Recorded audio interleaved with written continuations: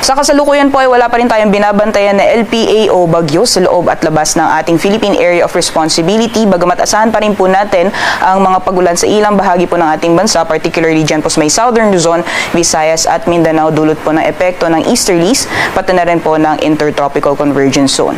So ilang bahagi po ng Southern Luzon, pati mostly dito sa may western portions ng Kabisayaan, magiging maulan pa rin po ang panahon dahil sa epekto ng easterlies. At kung makikita po natin itong mga kumpul na kaulapan na posible pong nakakaapekto dito sa may ilang bahagi ng Mindanao, yan po yung Intertropical Convergence Zone or ITCZ, at dahil po dyan maaaring maranasan pa rin po yung mga pag-ulan mostly dito po sa may western at southern portions ng Mindanao ngayong araw.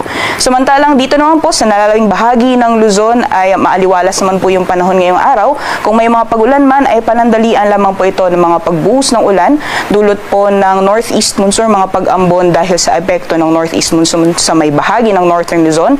At dito naman po for the rest of Luzon, possible pa rin po yung mga isolated na thunderstorms. At sa mga susunod na araw, itong amihan po na sa kasalukuyan ay nakakaapekto sa may bahagi ng northern Luzon.